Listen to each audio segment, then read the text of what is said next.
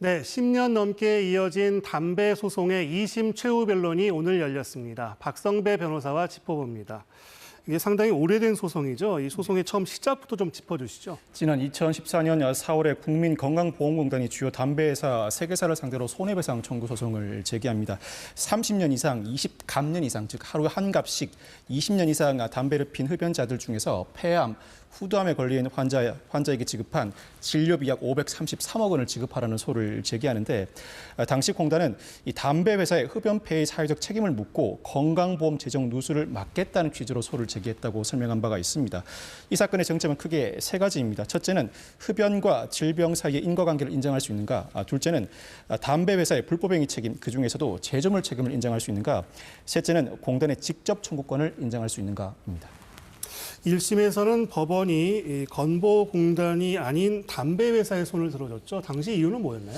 무엇보다 인과관계를 인정하지 않았습니다. 1심 재판부는 이 흡연과 질병 사이의 역학적 인과관계, 즉 의학적 인과관계는 인정되지만 암 자체가 비특이성 질환으로서 여러 가지 요인이 복합적으로 작용할 수밖에 없다. 이에 따라서 각 환자의 흡연에 노출된 시기와 정도, 생활 습관, 가족력 등 흡연 외 다른 위험 인자가 암 발병에 영향을 미쳤는지 여부를 추가로 따져보아야 한다고 판시한 바 있습니다.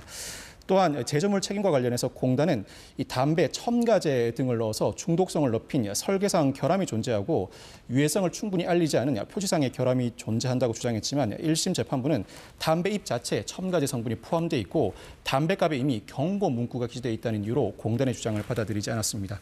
마지막으로 이 공단의 급여 지출은 건강보호법상 보험자가 계약상 의무를 다한 것일 뿐 그 금액을 담배 회사에게 직접 청구할 수 없다고도 판시했습니다.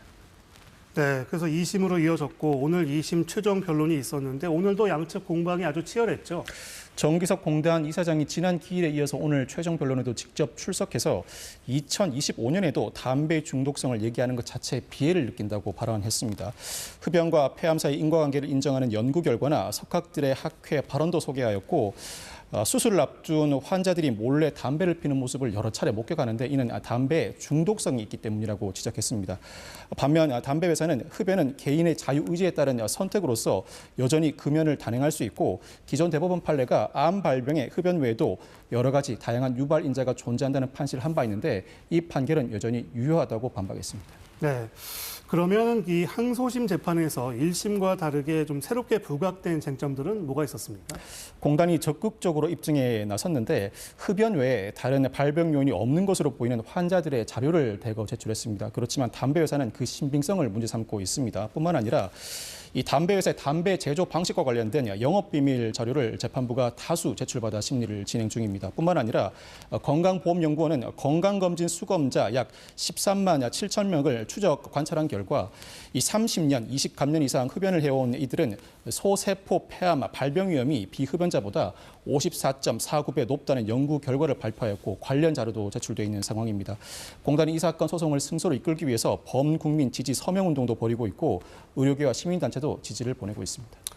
그럼 선고는 언제쯤 나올 걸로 보십니까? 오늘 변론이 종결되면서 약 한 달 뒤에 선고기일이 지정될 것이라고 전망되었습니다만 재판부는 일단 선고기일을 지정하지 않고 피고 측이 먼저 참고 서면을 2달 안에 제출하고 원고 측이 이어서 반박 의견을 한 달 안에 제출하라고 명했습니다.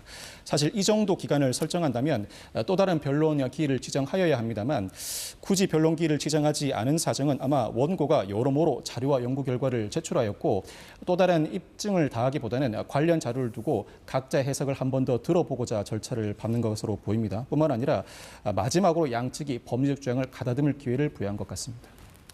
그렇다면 선고 결과에 따라서 어떤 파장이 예상되는지 좀 각각 나눠서 짚어주시겠어요? 만약 공단이 승소한다면 담배 회사는 막대한 손해배상금을 부담하게 되고 주요한 선례로서 환자와 유가족들이 추가 소송을 이어나갈 가능성이 상당히 높습니다. 뿐만 아니라 금연 정책이 강화되어서 담배값이 인상되거나 금연구역이 확대될 가능성이 점쳐집니다. 만약 담배 회사가 승소하게 된다면 경우를 나누어 보아야 하는데 인과관계는 인정하지만 직접 청구권이 인정되지 않는다는 취지로 담배 회사가 승소한다면 사실상 공단이 승소한 것과 동일한 효과가 발생할 것입니다. 그렇지만 인과관계조차 인정되지 않는다는 취지로 담배 회사가 승소하게 된다면 환자 등은 당분간 소호 제기를 할 수 없고 다만 제조물 책임법을 개정해서 입증 책임을 완화하여야 한다는 움직임이 일어날 가능성이 높습니다. 네, 국내에서도 그 유사한 소송들이 있었죠. 그때 결과가 어땠습니까? 우리나라에서는 1999년부터 폐암과 후두암 환자와 유족들이 여러 차례 담배 회사를 상대로 손해배상 소송을 제기해 왔습니다만 모두 패소했습니다. 특히 지난 2014년에 환자가 소를 제기한 사건 대법원 확정 판결로 패소가 확정된 직후에 이 공단이 이 사건 소송을 제기하였는데 이 공단은 방대한 인력, 자료를 확보하고 외부 전문가 의견을 확보한 만큼 개인이 소송을 제기하는 것보다 더 확실한 승소를 이끌어내겠다는 의지를 피력한 바 있습니다. 어떻습니까? 해외에서도 비슷한 소송이 있었겠죠? 미국과 캐나다에서 비슷한 소송이 제기되었고 결국 담배 회사가 손해배상을 지게 되는 결과를 맞이하게 됩니다. 미국의 경우에는 1960년대까지 인과관계가 인정되지 않는다는 이유로 담배 회사를 상대로 한 소송 승소 판결이 존재하지 않았습니다. 그러다가 1970년대에 제조물 책임법이 개정되고 특히 1994년에 담배 회사 브라운 앤 윌리엄스의 연구원이 내부 문건을 공개하면서 변환점을 맞게 됩니다.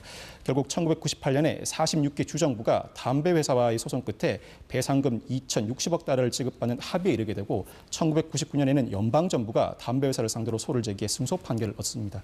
그리고 캐나다 케벡주에서는 약 110만 명에 이르는 피해자들이 담배 회사를 상대로 156억 달러의 집단 소송을 제기해 인용 판결을 받기도 했습니다. 네, 박성배 변호사였습니다. 말씀 잘 들었습니다. 감사합니다.